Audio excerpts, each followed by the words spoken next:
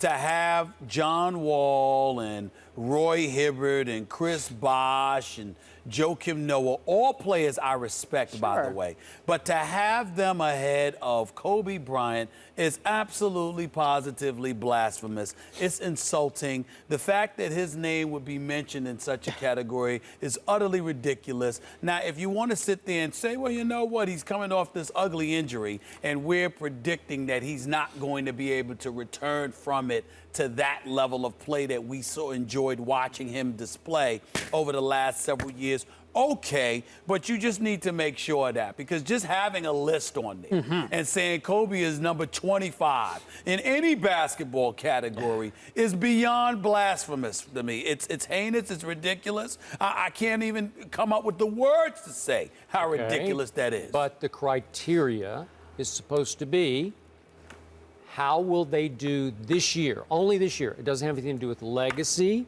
It doesn't have anything to do with all-time greatness. It has to do with how good will they be this year. And the truth is, I don't know, because this is the most unpredictable injury in sports. It's the worst injury anybody can suffer in sports, is the Achilles tear. You know this. Some guys come back okay. Some guys can't come back at all.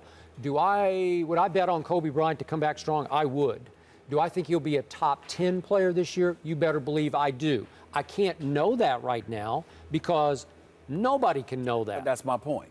If you don't know that, you know what, Skip? You'd either put him in the top 10 or you wouldn't put him on there at all, because you say he's not going to play. Because if Kobe Bryant's going to play, listen, remember when I sat down with him for the interview a couple of years ago and I asked him the question about when is it enough? And he looked at me and said, what you think I'm going to do? Sit around here until I'm averaging 17, 18, 19 points a game? Then he said, hell no. Those were his exact words. You know why? Because if he can't be something close to what we all expect, he would rather not play. He would rather be gone, because Kobe Bryant is entirely too prideful to sit around or stand around and watch us witness the disintegration in his game that takes place. He'd rather walk away and have us remember his greatness when he was playing. So to sit there and because this is the equivalent of putting him number 25 on a list. You're basically saying, well, you know what? He's going to diminish, he's going to disintegrate, and we're going to sit around and watch it. He wouldn't allow it.